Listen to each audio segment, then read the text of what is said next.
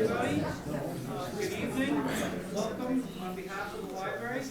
My name is James. I'm the IT librarian here. And at this time, I'd like to remind everyone to please silence or turn off any cell phones or other devices to avoid interruptions during tonight's program. We'd also like to thank Norwood Community Media for recording tonight's presentation. Thank you. The library is excited to partner with the town of Norwood and the Neponset River Watershed Association to host a program with so much public interest. Our speakers tonight have a lot of information to share and a lot of ground to cover. And since we have a very large audience tonight, we ask that everyone please hold questions until the end of the program, where there'll be a Q&A session. Thank you to everyone who submitted questions in advance. During the Q&A session at the end, we'll answer those previously submitted questions first, and then we'll open up the floor to live questions. At that point, please raise your hand, and the presenters will do our best to answer your questions. I'd like to introduce our speakers tonight. Anna Yee is the Green Infrastructure Specialist at the Neponset River Watershed Association. She holds a master's degree in Sustainable Environmental Systems from the Pratt Institute. And we also have another presenter, Holly Jones, is Norwood's Assistant Director of Community Development with a master's degree in Environmental Science and Policy from Clark University. And Alan Slater is a professional engineer who worked at Massachusetts Department of Environmental Protection and Wastewater Design, and is a member of the town's ad hoc Stormwater Utility Committee, Finance Committee, and Coakley Middle School Building Committee. Please join me in welcoming our guests tonight.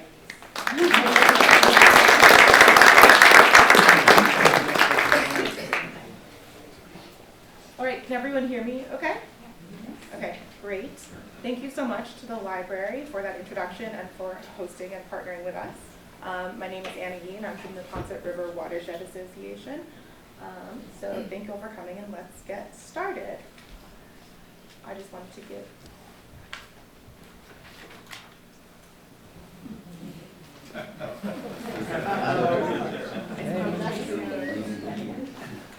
IT, come back.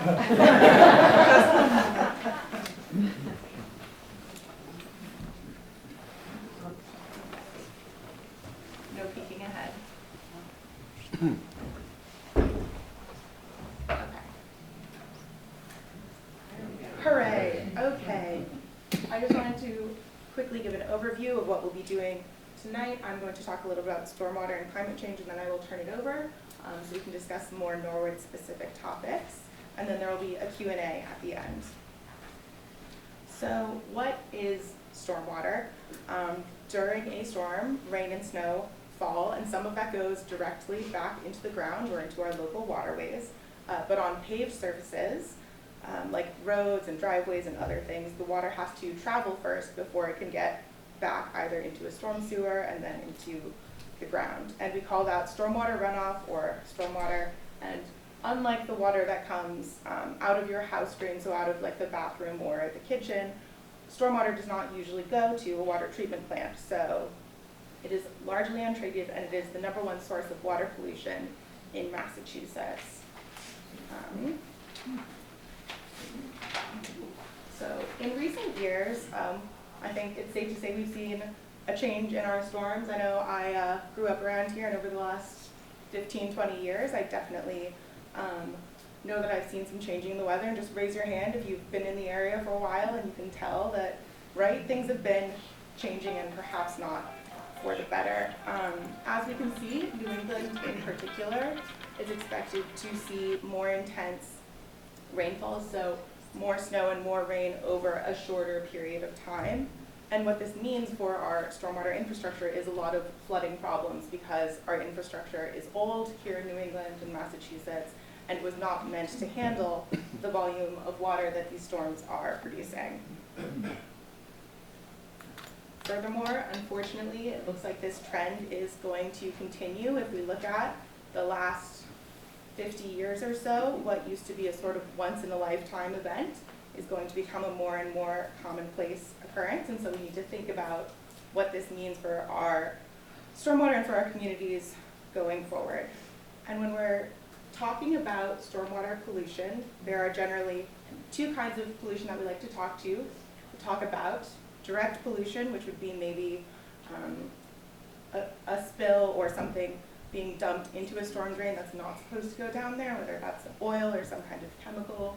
But there's also indirect pollution, which is anything that can get picked up by the water as it makes its way through the storm system. So whether that is dirt, or especially in the winter, salt and sand can be big factors that are getting picked up along the road and taken through our system.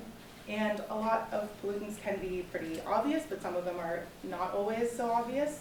You could also consider sort of like leaves or grass clippings or pet waste, anything that might get picked up if it's in the street or if it's on the roads and brought into the waterways as something that's contributing to our stormwater pollution. So how do we manage all this? The Environmental Protection Agency, the EPA, is the federal agency that regulates stormwater pollution, and they're working to improve our water quality through the municipal separate stormwater or storm sewer system, the MS4 permit, which is mandated by the government and means that towns and cities like Norwood have to comply with the permit regulations. And in addition to all of these permit regulations, there are 6 minimum control categories, which are listed here, that towns also need to comply with. So it's a real challenge for our communities to comply with all this and also deal with increasing storm pressure. Due to also development, we have more paved roads and less green space, and what that means is we have less green space to sort of absorb the water that's going into our systems, right? When we have open space, water can run into it and then go back into the ground, but unfortunately, the more sort of paved and roads we have, the more that water is likely to build up and cause flooding and other issues. So we need to figure out a way to balance all of these priorities. And one answer to this is with green infrastructure or nature-based strategies or even green stormwater infrastructure. It goes by a lot of terms, but it's all sort of the same principle, which is that we're allowing the water to go back into the ground. So these are both 2 examples of green infrastructures. You can see they both use like plant, media, and let gravity control the water and then bring it back into the ground as opposed to letting it flow over pavement or into houses or schools or buildings like that. And there are a lot of additional benefits that we see when we use green infrastructure. There are a lot of co-benefits that are provided just by using the systems that nature has created. So for instance, trees also provide clean air. They provide shade in the summer when it's getting hotter and hotter now. It's always nice to have a shady place on the sidewalk. So when we're thinking about all of this increasing water and our ways to deal with stormwater, we want to maybe think about some of the benefits that can come along with these infrastructure projects. And now I want to pass it over to Holly to talk about some Norwood specific things.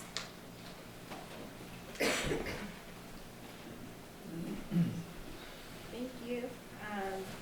So I'm going to talk about a few projects that I've been working on in Norwood over the last year or so, starting with some designs that the town is working on for green infrastructure, like Anna was just talking about, and then moving on to some regional projects. So we are working on green stormwater retrofit designs for the Savage Center and the Cleveland School. Many of you will recognize the Savage Center. The area that we're looking to retrofit is in,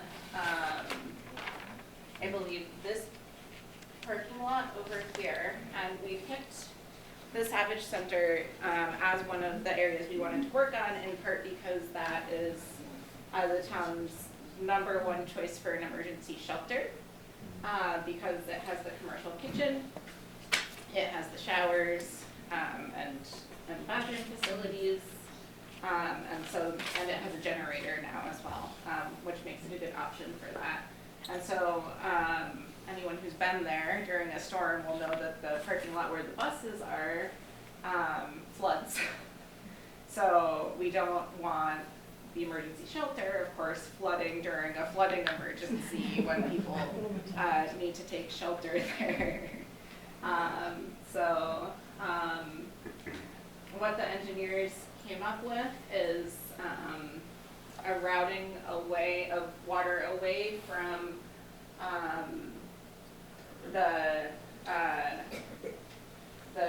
this is an existing drain that's going off through the parking lot here, and instead of sending water through that drain, it would travel in a grass trench or swale along the side of the pavement to a bioretention area here. And then we'd have another bioretention area on the other side of the road, both of which could help hold and handle some of that storm water and treat pollution as well. Eventually, if they got too full, they would overflow back into the traditional storm drain system where the water currently goes now. And then we're also looking at the Cleveland School. And this also, the Cleveland School also had some flooding problems. We're also looking at that area in particular because it has, many of you know it's right across the street from Ellis Pond. And so improving the water quality there is very helpful for the pond and for Haas Brook downstream. And we would be looking at the improvement would be along this side. And part of the plan is actually to potentially remove some pavement there so that there's less runoff happening, period, to start with, and then turning that area that used to be pavement into another infiltration swale, similar to what was being used to convey the stormwater at the Savage Center. And I'm working with the, so we had repaving the Savage Center on the capital plan for next year, and it got bumped out a little bit. So we think that we're going to be able to incorporate that design into the repaving work when it happens, so that it'll be sort of much simpler and cheaper to execute. And then I'm not sure about this one, and finding like when we'll be able to go to construction for it or find the money for it. Maybe it's another grant that we'll be applying for. Both of these designs were funded with grant money from our regional planning agency. But that's something we're working on. As part of that grant that we got from the regional planning agency, MAPC, we also were able to do some outreach in the schools. This is something that the Neponset River Watershed Association actually helps the town with every year, is going into the 5th grade classrooms and teaching 5th graders about the stormwater. And I think they were maybe pretending to be pollution in one of these photos going down the storm drain. But we were able to do a little extra this year with that grant as well. And I didn't want to, I don't want to spend a ton of time on the Meadowbrook watershed study. We've had a bunch of outreach about it, but I know some people are here with questions about it specifically. This was a flood study that the engineering department originally did in 2004 and then updated again. It was finished in 2022, I think, following the catastrophic June 2020 flood. So this is Norwood's downtown area, and they looked at the whole watershed that flows to Meadowbrook, which pops out from the ground right across from Murphy Field, and flows down across Dean Street before or Dean Street, no, Route 1 before joining the Neponset. It is, okay, thank you. And the first section of so the engineers who revisited this study recommended a whole suite of improvements throughout the watershed to deal with flooding in all of the areas that are outlined in red boxes.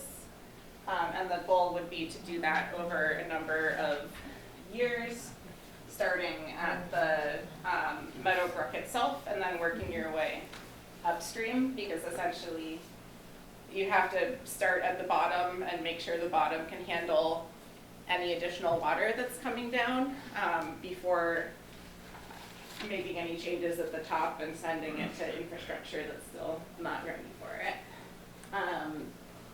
So right now, the engineering department is working on improvements to Meadowbrook, the brook itself, particularly stormwater outlets that are coming in from the neighborhoods like this one, and are deteriorated and jammed up.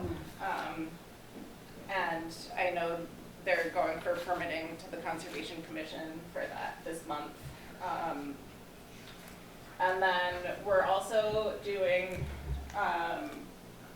some exploration and design work up in Hennessy Field to see whether that's a place that could be used to store stormwater so that it doesn't all come, like if we make our pipes bigger, we have to be able to store it somewhere so that essentially we don't flood the communities downstream in the name of getting it out of our neighborhoods. And so that work is happening right now as well, and is being largely funded by a municipal vulnerability preparedness grant from the state of Massachusetts. Also funded by the MVP grant is work that the planning and engineering departments are doing with NEPRA, where we are looking at the whole region together, every town in the Neponset River watershed, with the thought being that, you know, if Canton decides they're gonna do something to get water out of Canton faster, they're just sending it to us now.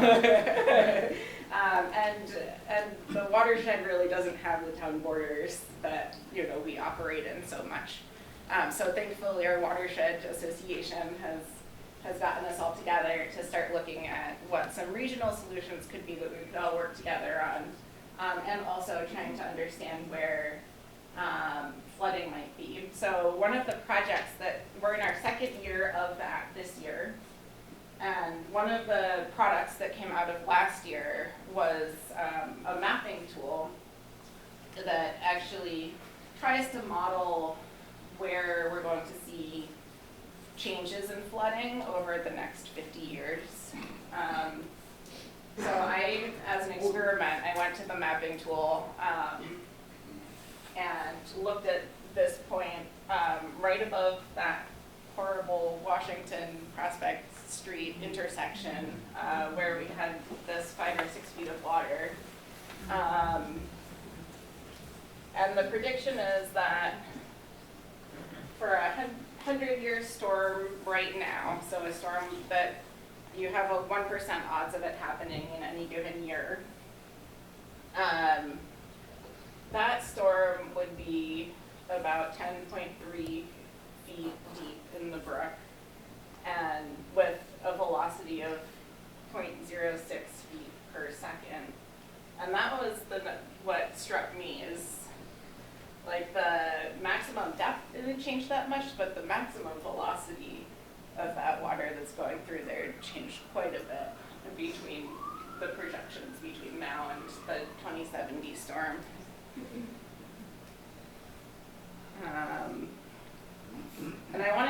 share with you all, because I think we've all been sort of staring at this picture and being like, how did this happen? And were they just doing work on that road? And all of these questions. I wanted to share for that road in particular, that they are sort of working their way down to that intersection that we all, maybe, I won't speak for you, that I am afraid of. And they haven't gotten there yet, so the work they did was up further by, It's on Upland Road. right, it's Upland Road, but it's by Moderna Way rather than Upland Road Circle, sort of. And so we did permit through the Conservation Commission changes to this intersection to try and make it a little bit easier. And part of that process was going through and making sure that there would be more room for stormwater and more room for flood storage, both separately. There is like a stormwater basin that is being built on the side of the road. And then separately, the Conservation Commission required that to make sure that at every single, these are all elevations over here. So like at 85 to 86 feet above sea level, like you have to make sure you're adding more flood storage rather than taking it away. And the same all the way up as high as the floodplain goes. So I wanted to show you that so that you know that that is something that we do look at in the town, and every time there's redevelopment that happens, we do try and make sure that that redevelopment leaves the situation better than it was before. We are working right now pursuing a grant to be able to do a sort of a comprehensive review of all of our regulations for the Conservation Commission and the Planning Board, and the stormwater regulations that the DPW is in charge of, to make sure that we're doing the best practices that we can, so that when redevelopment happens, those private groups and businesses are really taking care of their own stormwater rather than sort of just pushing it out into the town pipes and where it has the potential to, get into our basements and our rivers and everything else. So I will stop there and turn it over to Alan to tell you about what else we've been cooking. Okay. Thank you very much. Welcome everybody here today. Stormwater Utility Committee was asked to look at a particular problem, which is how to finance the necessary improvements. We didn't look at all at any of the technical aspects of the project. We were just given a number and was told, okay, come up with a way to fund it. And I guess the first question people always ask is, why are we doing something now? And the reason is the problem isn't getting any better. You see, up 1998, that's the police fire station. We had a flood there, as people recall. June 2020, lower right, that's the flood we had where the hospital was taken out. But we're having even problems even more. August 2023, we had flooding in town, and lower left is what Holly just alluded to. It was a major problem. A car was almost submerged, and we had to have the Newark Fire Department come in and rescue the individual there. So this is a problem that's continuing. The situation is getting worse, and it was a situation where something had to be done. So we were given the task of trying to find a way to finance the project.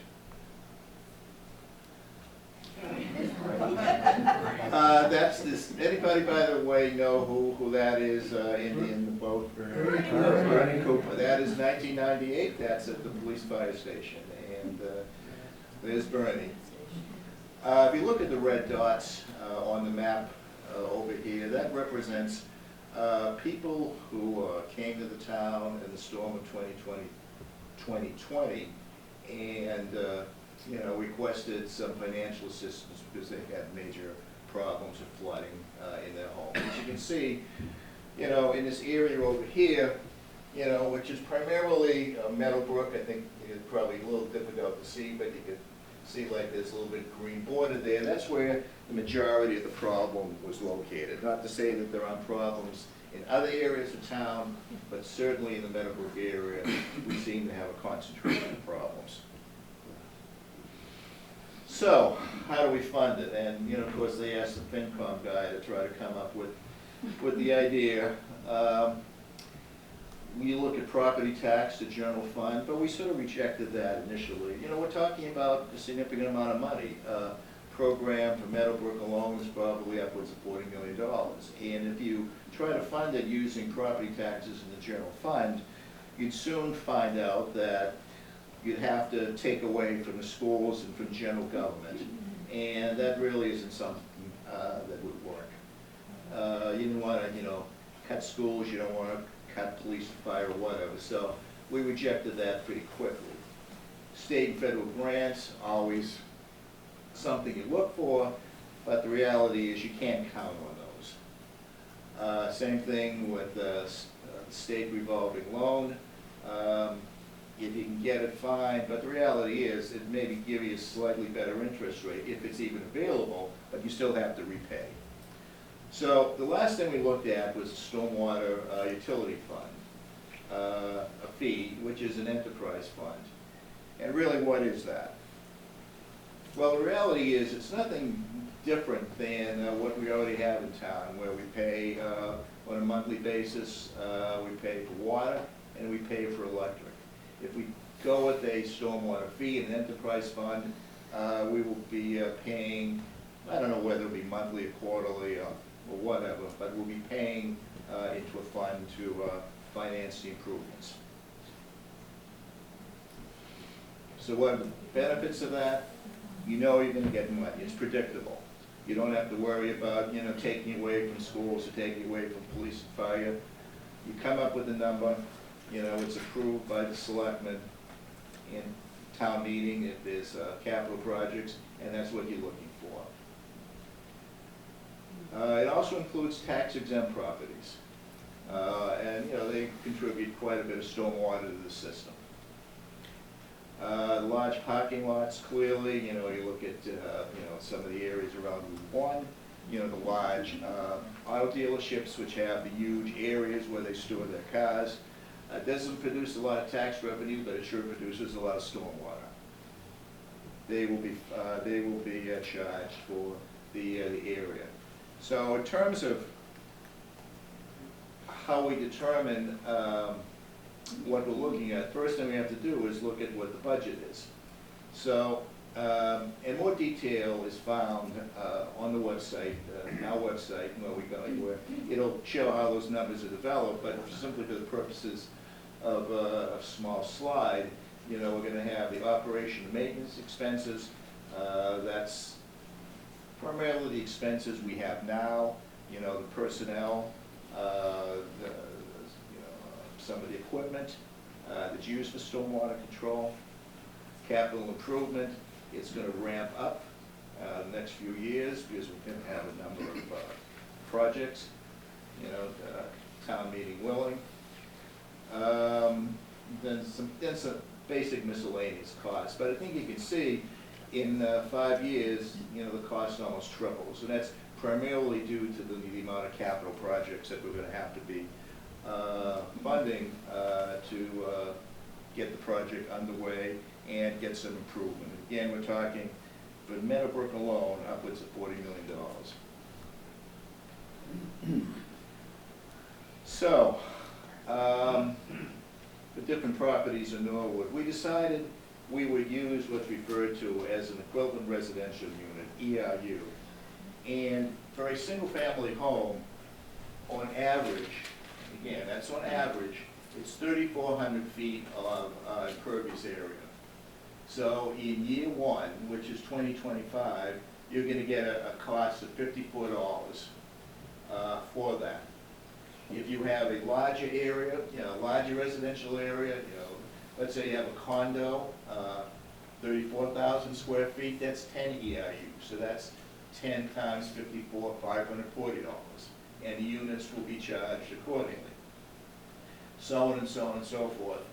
And again, if you go down to the bottom, large commercial property, 760,000 square feet. You're talking your Home Depots and your Modernas. They're going to be paying significantly more because they have a much larger area. And again, in 2029, because we're going to have all of the capital projects, the cost will increase. I mean, it's unfortunately, these projects are expensive. You have to find a way to pay for them. And we found in our study that this was the most reasonable way to do it. It's what you're seeing nationwide. There's over 2,000 utilities nationwide which use these types of fees, and it seemed to be the most appropriate thing for Norwood. But it isn't just Norwood that's doing this. There are a number of communities in Massachusetts, including some of our neighboring communities, that have the same thing. They have the problem, what's the easiest way to fund it? They find out that a stormwater utility and enterprise fund is the way to go. So how do they compare to Norwood? So we looked at 3 communities in the area. Excuse me. First one is Dedham. I don't know what they do in Dedham. The costs are significantly, and I mean significantly higher in Dedham than they are in Norwood.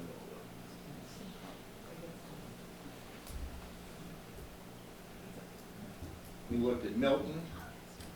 Milton,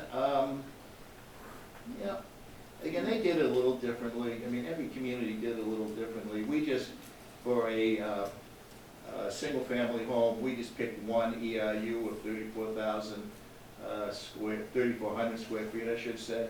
They did it a little differently. It's a lot more work, a lot more complicated. It's probably the same order of magnitude as Norwood is. Probably the same thing with their commercial and industrial house. Probably, again, a little more expensive, but I think in the same order of magnitude. And lastly, Braintree. Again, we're probably talking, for the residential, probably pretty close. Commercial and industrial, maybe a little bit higher, but still in the same ballpark. So, we felt good looking at those. We're in the ballpark there. Again, whatever they do in Dedham, I have absolutely no idea. But that's town. All right. With that, looking for more info, we have that on the website. We have the report that we submitted to the Board of Selectmen on this. Board of Selectmen will be reviewing this and at some point take some action. So with that, and just turn it back over to Anna and open it up to questions. Okay. Do you want to do questions first? Yeah. So we had a few questions submitted before the event online. We're going to get to those questions first. Do you want me to pull up your map? Sure. Okay, first of all, we had questions essentially about what can be done right now. What can people be doing to work on stormwater and flooding issues? And there are a lot of things that can be done on an individual level, either in your own yard if you have yard space, or around your own house. That's not showing up over there. Okay. We'll get there. But so, I think it is very dependent on where you live and sort of what you have access to in terms of yard space and flexibility. If you see a storm drain, and it's been clogged up with leaves or sticks, it's always helpful to clear those in your area, especially if you know that it's going to be raining or snowing, making sure that the water has somewhere to go is a great thing to do. Redirecting downspouts from your house, if you can, onto your lawn or onto your yard instead of to go down your driveway is a great option. You can put green infrastructure on private property. You can install rain gardens, or you could put a rain barrel in to collect water and make sure that it's not going again into the stormwater system. So there are a lot of actions that can be taken, which is great news. And if you want more information about that, that's available on our website. And I'd be happy to talk to you about all sorts of green infrastructure measures. We also had a question about which neighborhoods of Norwood will be most severely impacted by stormwater. And we have a wonderful map of that if I can figure out how to put it up, I would love to show you.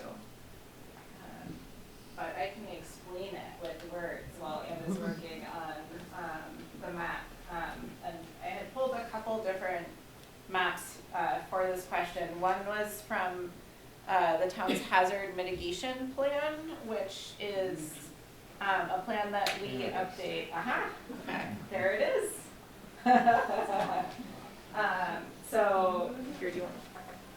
So the planning department is actually working on an update of the hazard mitigation plan right now. The last update was in 2018. And so that's why this says draft on it. It's hot off the presses. But these were the areas that were identified by a group of mostly town staff, with Mark Ryan, our DPW director, being the most helpful in identifying the neighborhoods that were most prone to flooding. So the circles are where we know that we get a lot of flooding just from sort of our... Polly, what streets? Give us Yeah. some orientation. Yeah. Right by Walpole. What's that? 1A. The pink road, yeah. So, what are our pink blobs? So this blue blob is the Meadowbrook neighborhood. So, Gay Street, Meadowbrook. What streets? What streets? What streets are Yeah. affected by what areas are being flooded? most? Yeah, yeah, so like this is like Gay Street, Meadowbrook, so those streets that Netted come off streets. of Pleasant Street. So South Knoll. No. South Central. On Pleasant Street, East Pleasant Street. Thank you. Road that Yeah. Pleasant Street, Route 1. Yeah. Oh, Up here, we identified the complex coming off of Willett Pond into Ellis Pond, and then flowing through, continuing into Hawes.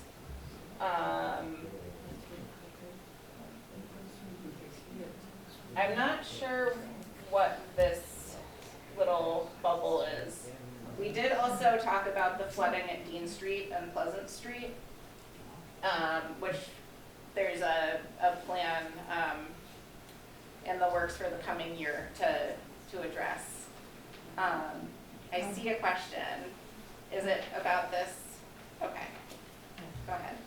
Well, the flooded the hospital, flooded me. I was 4 feet under my yard, Yeah, 4 feet in the cellar, 100,000 in damage, no insurance. yeah, There is a pipe behind my house with a sewer there and the pipe is crushed. Used to go into the Neponset River, doesn't because it's been crushed for many years. The town has not addressed that or Okay. fixed that, okay, part of it. My yard took a lot of that water. yeah, Nothing that runs to the sewers goes from my house, from my downspouts, nothing. It all goes into my house, my yard, my driveway, my parking lot, it all goes back into my yard. My Yeah. pool, my yard, everything. It does not go into the sewers. And I have a 3-family house. So to me, to pay more money for stormwater is absolutely absurd because it goes back into my yard. Does Okay. not go into the sewers. I think there's a lot of people with really similar concerns, and that's a great question. We are gonna go through the questions that were submitted it online first, and then we'll get to We reverse that. questions after Why that. don't you reverse that?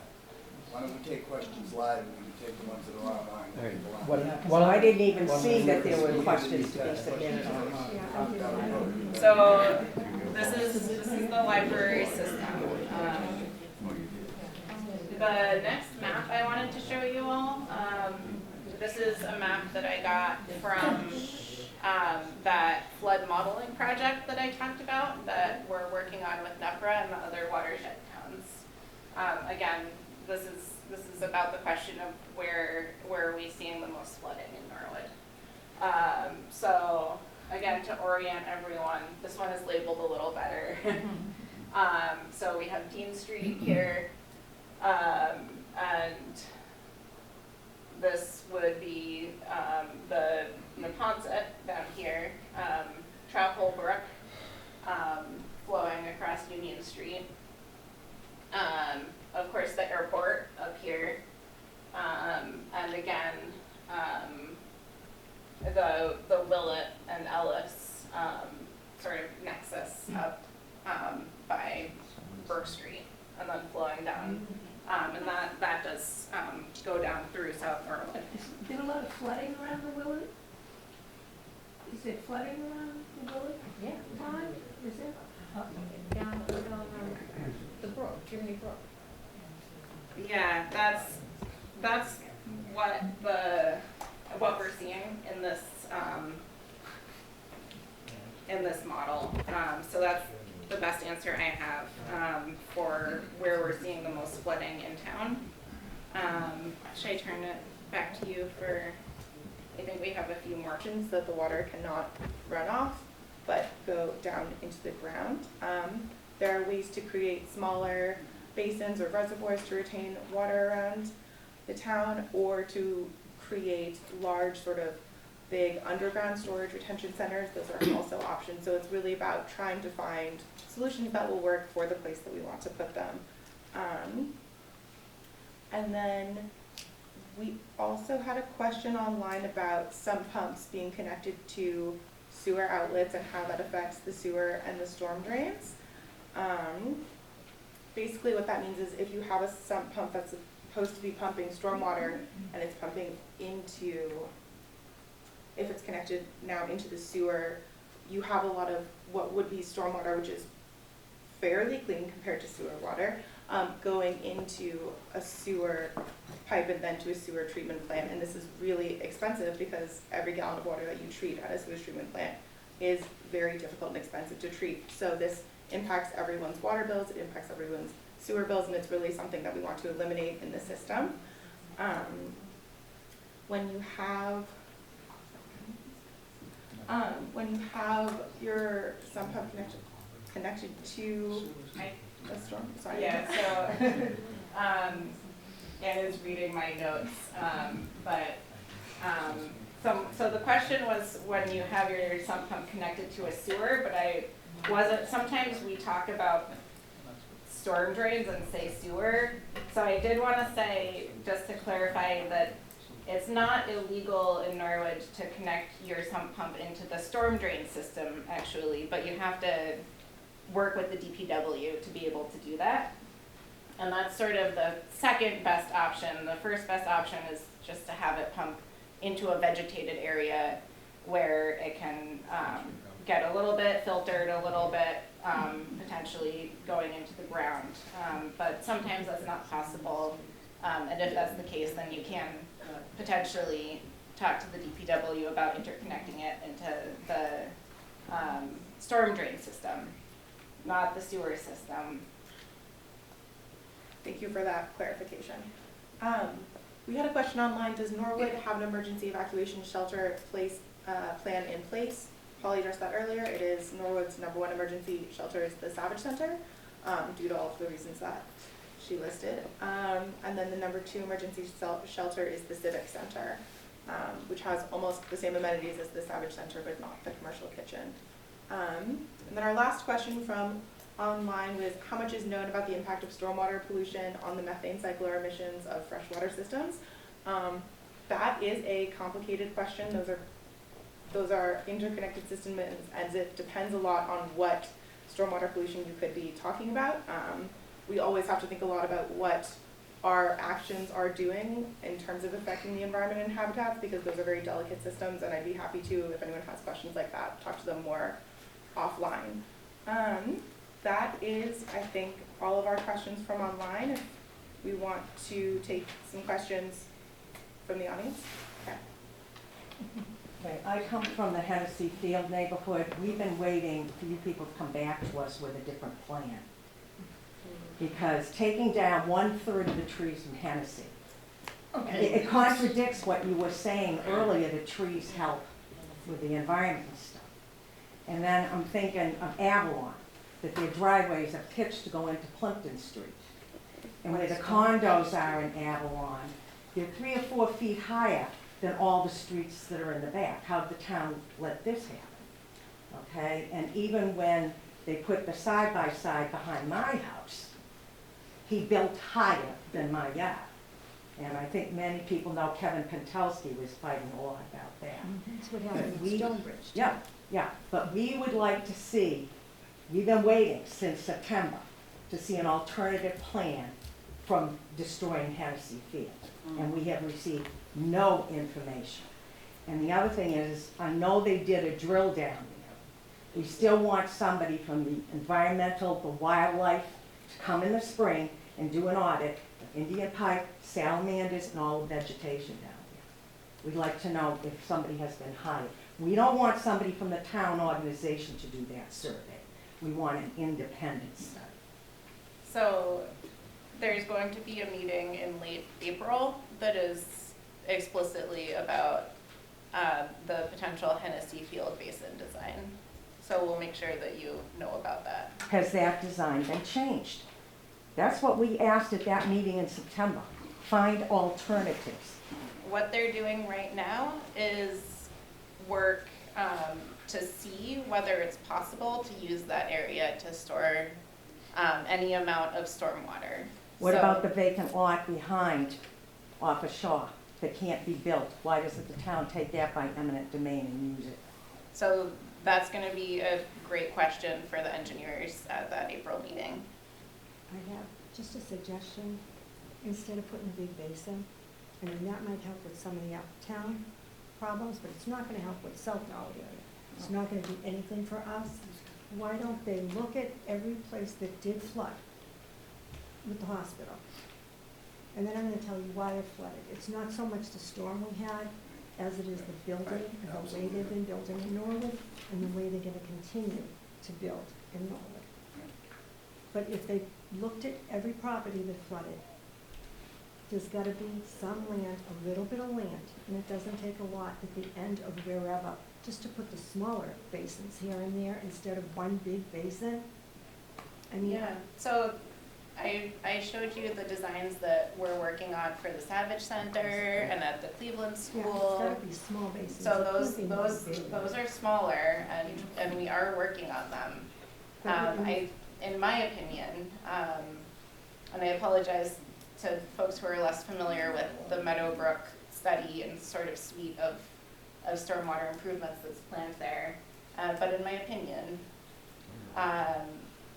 that study pointed to some solutions for the Meadowbrook watershed. Right. Those solutions would be helpful, in my opinion, for Norwood, but they wouldn't be sufficient to deal with our flooding problem. They're looking There's gonna need to be a lot of different approaches, and it's gonna need to be systemic and built into the way we do things moving into the future. Because I know for a fact that the reason that we all flooded in South Norwood has to do with we're low level. There's been some projects that have been done that weren't done right. They were built at a pitch to come down to other people's properties. And they have another proposed project that's gonna be done near Mr. Frank's. There's no land there. It's all hot top and cement coming downhill under the bridge, coming down into South Norwood. It goes past Poria's and it goes straight down to Lewis Ave, which is a street. If there was a small basin between Stonebridge Apartments and that street, that would alleviate some of it. there literally was a waterfall coming down from the tracks with the storm that flooded everybody in the hospital. They had fixed 2 houses across from the hospital, and they made it all hot top and driveway, all the way across, all the way to the railroad tracks. There's no land, that's why they flooded. If you look all the way from Washington Street at the corner of Dean and Washington, there's nothing, it all goes uphill, and it's all cement and hot top. They have, the light department has all kinds of cement, and hot top goes all the way to the tracks, and all the way to Lenox Ave. And then they let them build extra space storage that goes all the way down, same across. And if you go all the way up to Rama, everything, and then they had condos built. Again, more hot top, there's no grass, there's nothing.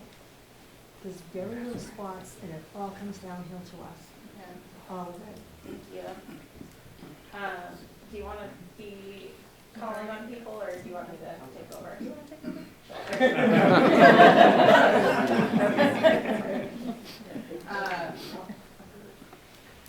I'm gonna try and start in the front and go around clockwise. Do you want to go ahead? Yeah, I got a question. Now, you said that Counterclockwise. one of the problems you've had is with the cleaning school. I was wondering if someone's done any studies as to where the water comes from? Because I grew up in that area, and I know that there's underground water stream that runs from across the street, Geraldine, down into the Cleveland area. And the reason why I know that is because when I grew up there, I used to skate there. And the other thing is when they tried to add on to a house that was right on Geraldine, right by the entrance to the Cleveland School, guess what? They ran into water. And so I was wondering if anybody's done any survey to find out where the sources of water is. For that design, they didn't look at underground water. They only looked at the water that was flowing off of the concrete pavement. In addition to that, Yeah. there is an underground stream that runs through this. Yeah, and that's a problem all over town that we see. The Meadow Brook itself was channelized and underground.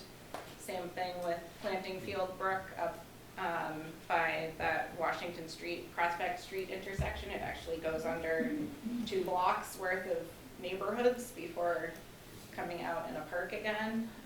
And that does make areas much more prone to flooding.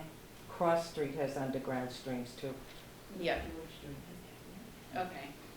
I'm sorry, I don't know your name, but please go ahead. Oh, my name's Joan.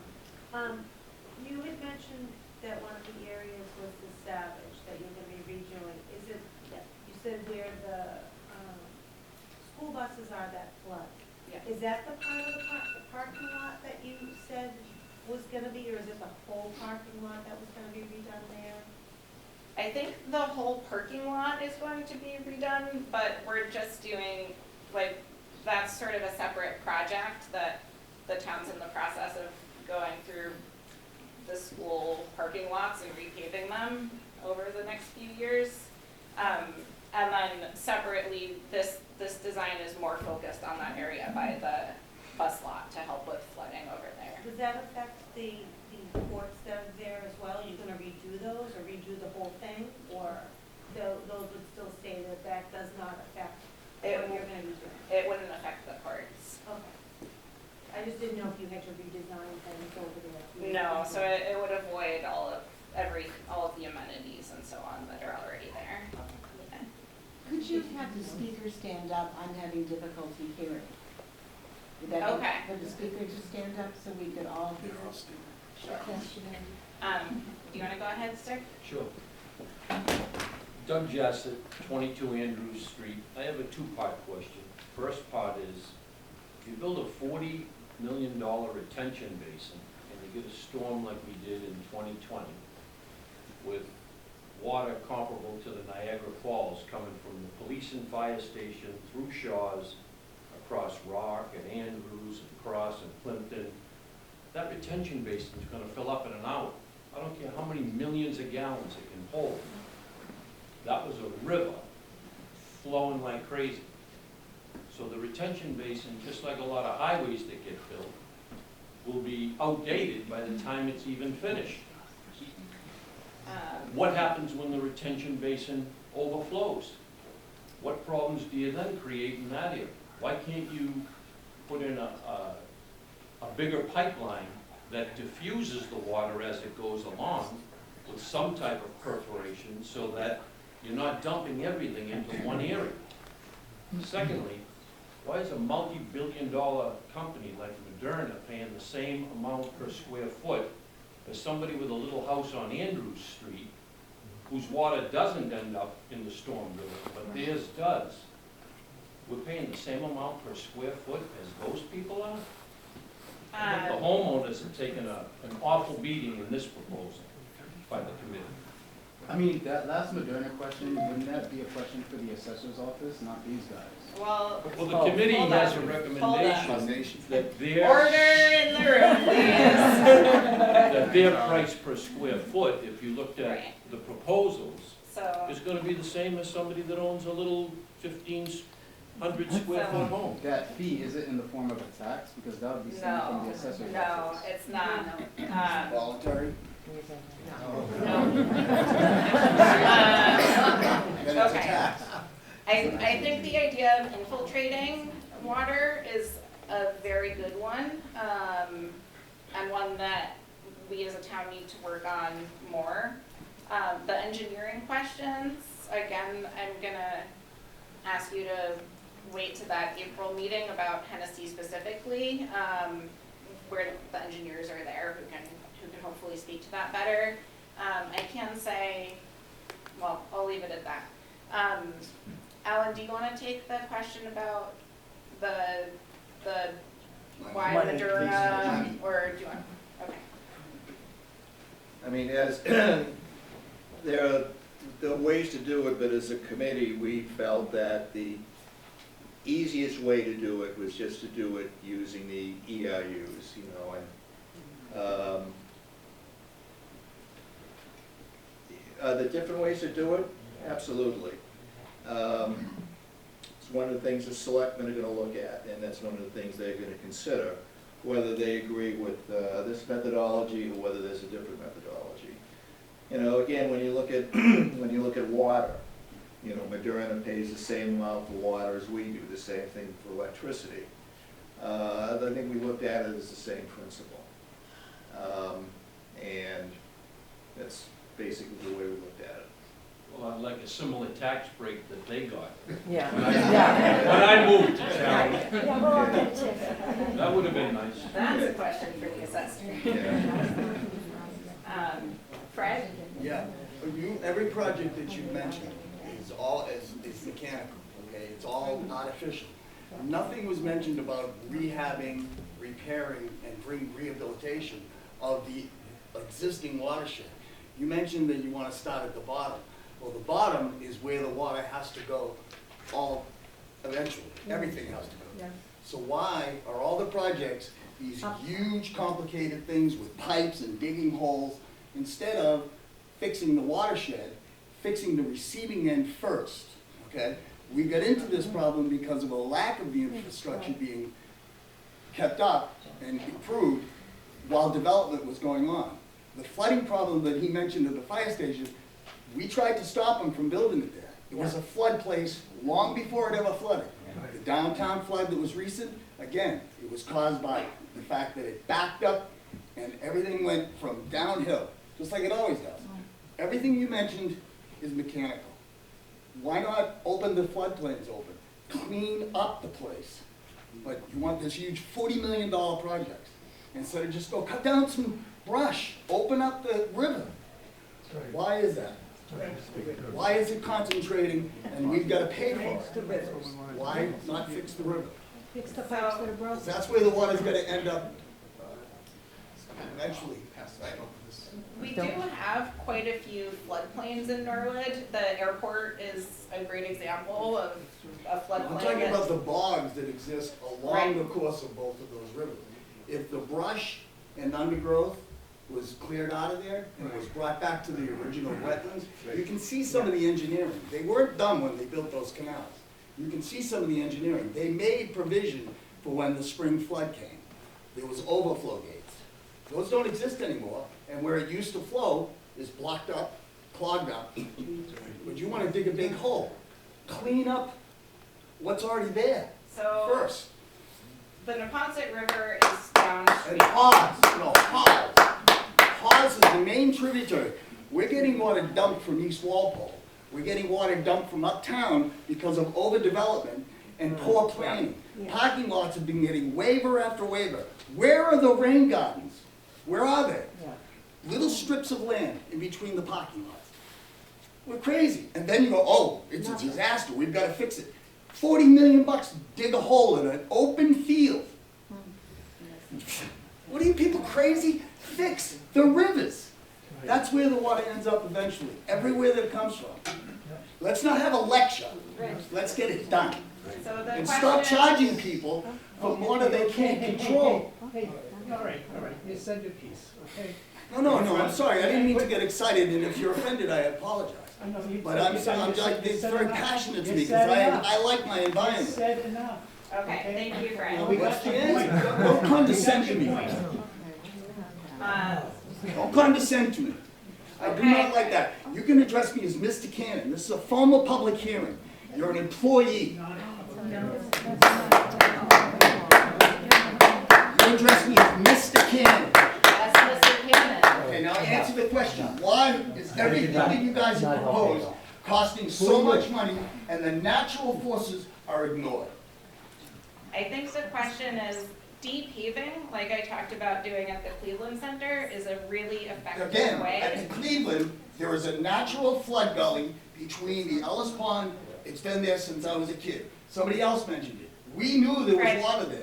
It's now clogged up and overgrown. Fix that first. Fix the ditches that used to surround the outside of the baseball field first. Then talk to me about paying for a bunch of pipes.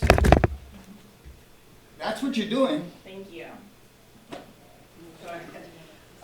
Brian Palmetier. My question is about, is for the, directed toward the enterprise fund. And is there any incentive in yours? Now, for example, if you're talking about pervious versus impervious, you know, a big part of mine is grass. I'm not gonna pay anything for the grass. I'm gonna pay for the driveway. I'm gonna pay for the footprint of my house. Yeah. I'm not paying for the whole square. So, but your bigger businesses which have huge roofs and bigger is there any kind of incentive that you have for example, when they put the parking lot at the Gulf Station over near the airport on the end of Ponset, they put giant retention basins. His water drains into these basins, which he uses for irrigation. Yeah.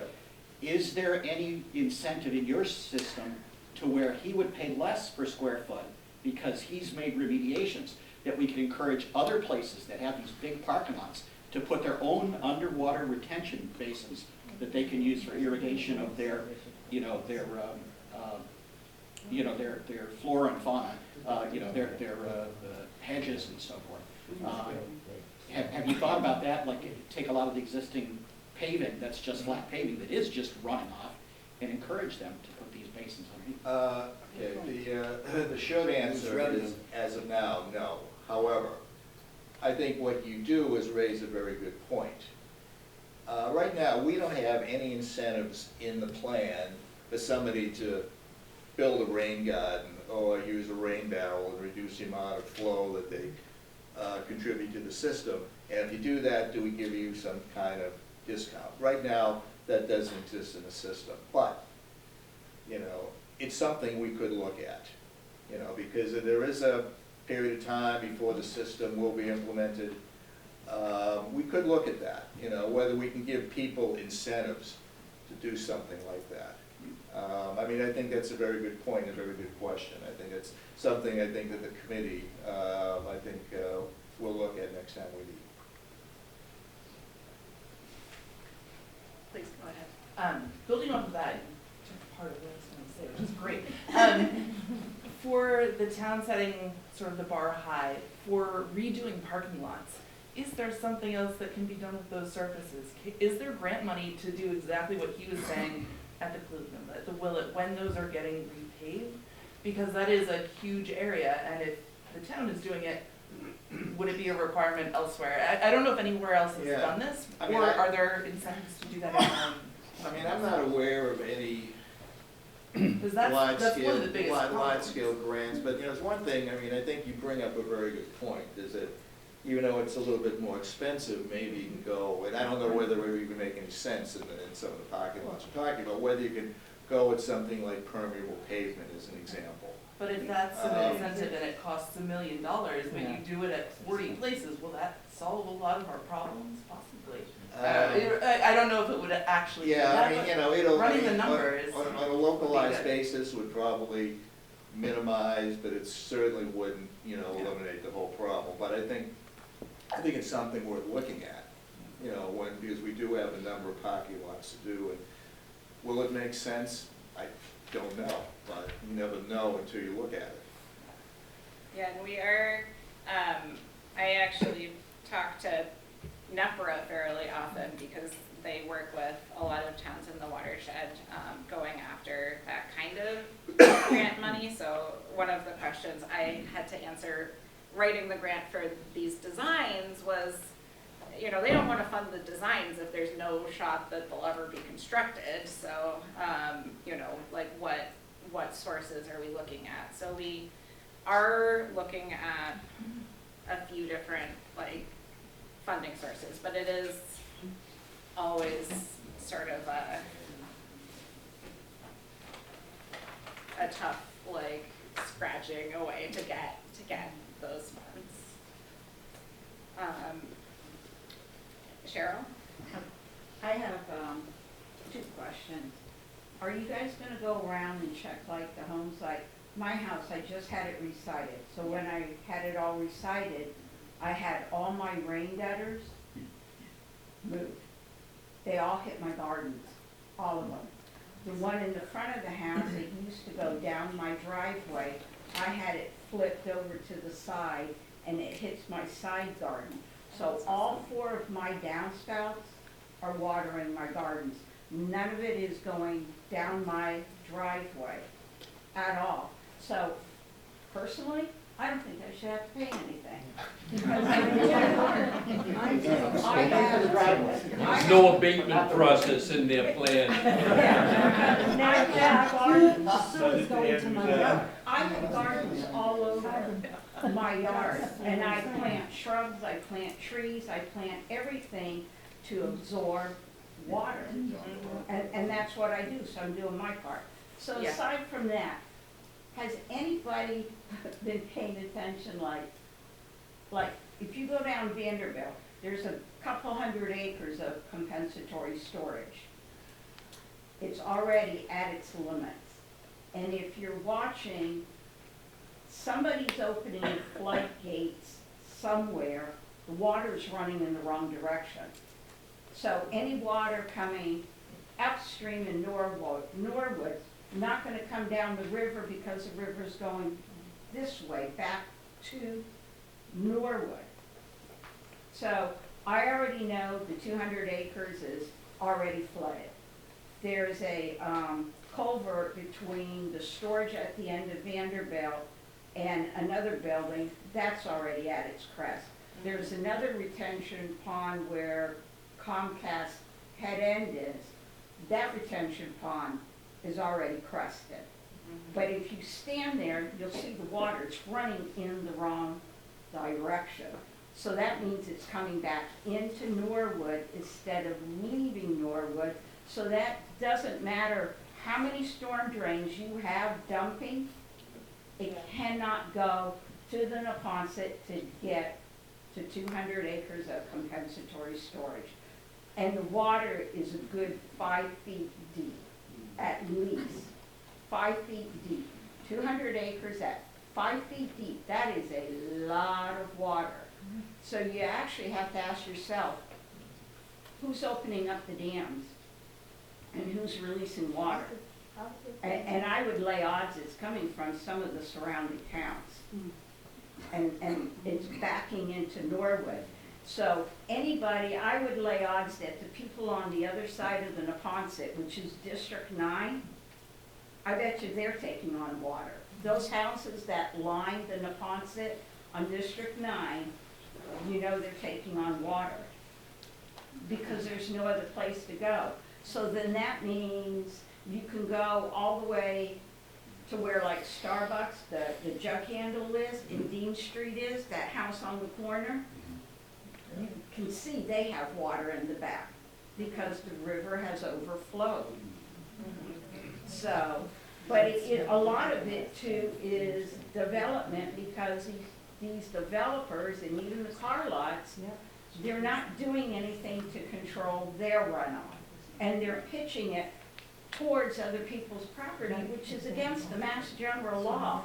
When you develop, you cannot pitch your property to somebody else's property to get rid of your water. You're not allowed to do it, but there's zero accountability.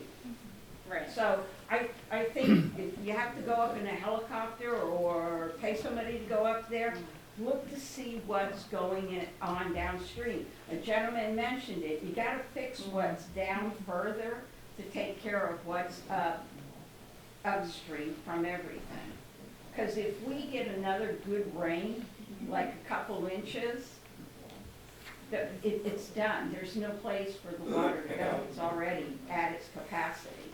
It did what it was supposed to do, but it's at its capacity and it's flowing in the wrong direction. Several of us neighbors tried to invoke that Mass General Law with the town. They told us it didn't apply. It exists though. It exists, but it It's on the doesn't books. apply in Norwood. It applies statewide. Sir with the sweater, please go ahead. Oh, yes, hi. I like your sweater. Routinely cleaning the storm drains in your hardest hit areas will help, and it's fairly cost effective. So if you're not checking out the storm drains, it sort of can dam, like a beaver dam, and they work pretty quickly in accumulating debris, and that can stop the water flow from getting to where it needs to go. So it's fairly cost effective. I'd say probably right before fall and in the spring to clear it out. And you probably want to make a run like in November after all the leaves are down. But that's just a thought. In your hardest hit areas, are you running analysis to see what the average elevation of those areas are?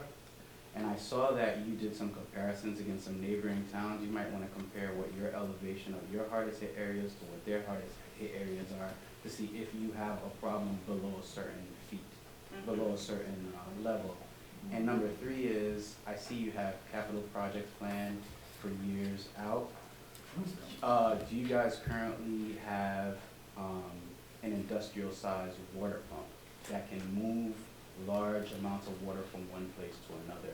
I've seen those used in some recent emergencies. Late last year, late 2023, they used some industrial size pumps to basically move large bodies of water from affected areas into another area.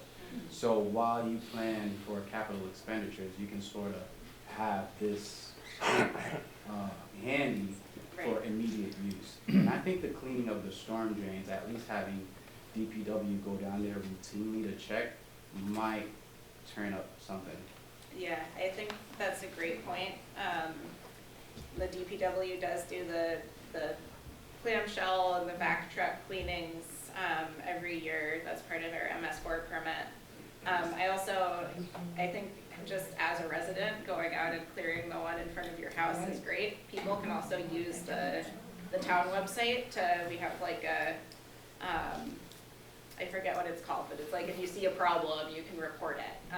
And you can go ahead and use that, or just call the DPW and their staff 24 hours a day. I live on a slight hill, and we had some heavy rains, I think, in the summer of last year.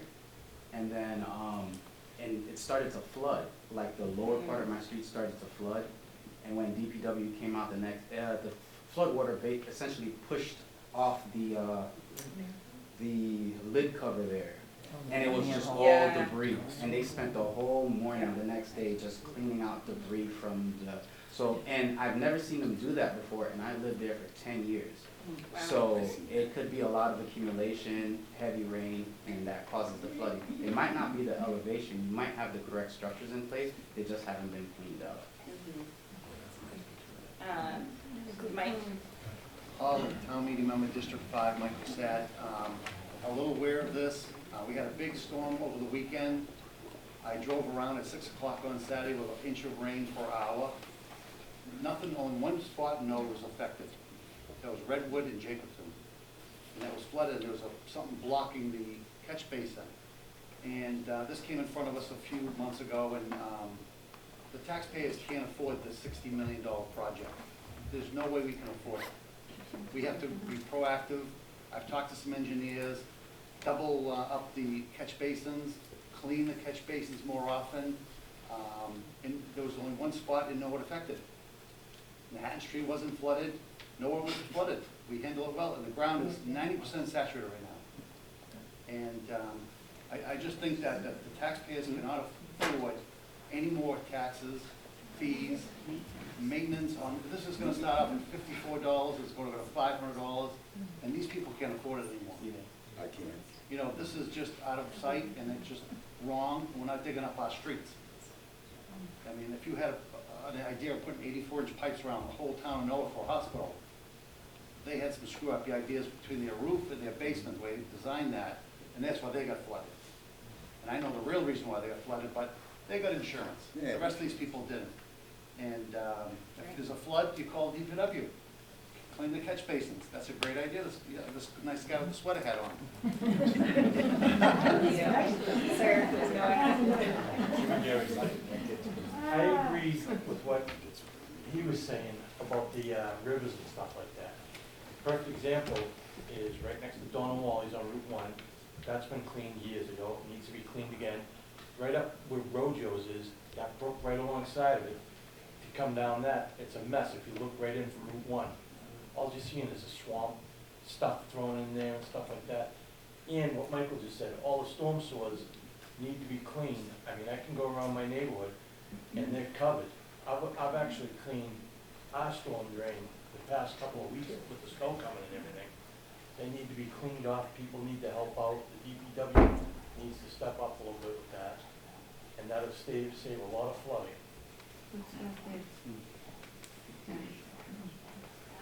Tony, go ahead. Thank you. Thank you for this conversation tonight. It sounds like we need to adopt a storm drain project. We monitor our storm drain. For sure. I have a question about the possible proposed fee. You mentioned it would also include nonprofit real estate. So what, for example, would be the impact? There would be a fee, say, in Grace Episcopal, St. Timothy, St. Catherine's, those huge facilities. So what would be the, could you give me an idea what kind of fee that is annually for them? I mean, the only thing I can tell you, Tony, is that at present, year one is $54 for each 3,400 square feet of impervious area. I couldn't even give you a number for what that represents, you know, in some of these different areas, whether it's, you know, St. Episcopal, you know, St. Tim's or whatever. I just don't know. I mean, it would certainly be more than it would be for the average resident, without question. You know, it would be likely, you know, less than Home Depot or Moderna, you know, without question either. But and unless I knew the exact, you know, square footage of impervious area, I couldn't give you an answer. I wasn't sure if there'd been any discussion about the nonprofits per se. Is it only parking lots, or does it include anything else? Well, it includes impervious area. Impervious area So includes driveways parking and lots, garage. includes roof area. Roof area? Roof areas, it includes sidewalks, you know, walks, you know, et cetera. Any impervious area, you know, on a property. The footprint of your house. What's your driveway? Okay, great. Let's take you two as the last two questions. I'm gonna have you go first. So everyone is, they are putting a lot of pavement down. Why not have all these people who wanna just put in pavement, put in their own retention tanks or whatever it is, water retention tanks, and we would let them deal with it? Why the whole town? I live at, on Bahama Drive, and our housing area has always had problems with flooding, and they put tanks in every single one of our driveways, and to take that stormwater so that it's not running down onto Neponset Street and flooding Neponset Street. I mean, it's a lot of money, and we paid for it, and now we're gonna get taxed, so it's like, we're getting punished for doing the right thing. Why not have all these other people who are putting all these paved driveways in do the same thing? And I can say that when a major redevelopment happens, the Conservation Commission and the Planning Board, when they get to the opportunity to review redevelopment, they do require that. But the houses that they built across from, like, where the hospital is, it's all pavement. It's not like there's hardly any trees or, bushes or grass. It's like pavement. Yeah. It is something that those boards look at, and I can tell you we're also looking at trying to make our regulations even better to try and require that as much as possible going forward, but it's a great point. Go ahead. Okay, you mentioned a good point. My husband works at the golf club. Could she stand up, please? And Yeah. so we can. Put us in your sweater. My husband works at the golf club in Norwood, and they've had a problem between the airport and the golf club. It always floods, and a lot of it is the beavers. There are beavers there, and they always have a hard time getting in touch with people to help with the beavers, to knock down the dams and do something about it. So that could be a problem up there and why that's happening. Also, I flooded really bad, but something that I saw Hamilton do, and I don't know if it's something Norwood does, and I haven't flooded. Since they've done this, my yard, the last flood, just a little bit of the leaves flooded from the fence down into the yard, but they have these big, huge, gigantic pipes or suctions or something that went into their two sewers that abut my driveway. And whether they were cleaning them out or what, I've never seen anything like what they use. You might wanna find out, Alan, if they're doing it, because it really helps. I don't know. I don't know if that's what helped or, I don't know, but, Yeah, I mean, one thing I can tell you is that, for the airport and the golf course, if anybody has a historic, USGS map, United States Geological Service map. You have your attendance. It is 8:30, and the library will be closing in 30 minutes at 9 o'clock. Thank you. Didn't think they wanted to hear from me anymore. If you look at a historic map, basically everything to that side of Route 1 is all wetlands and floodplain. right. I don't care what you do, that's gonna flood. But there is beavers that are there But blocking. that probably the streets, exacerbates the flooding. problem, There are without muskrats question. down there too. One thing I will tell you that, we're doing for the middle school project is that we are gonna be collecting, at a minimum, the rainwater that comes off the building and using underground infiltration chambers there. So at least we're correcting the problem for that project. And my house, my whole house, and my drains, they all go into my yard, they don't even go to the sewers. If anything, the sewers come into my yard, so can I charge the town? Yeah. For Yeah. the water that's coming into my yard, I really need to know that. All kidding aside, I know you've been talking to Mark Ryan about the problem. Well, Mark says the money's there to fix that pipe and have it go back into the river that's behind my house, but I don't see anybody doing anything. Well, give him a buzz, with the town meetings coming up in May. Okay. Thank you, everyone. Thank you. I really appreciate it.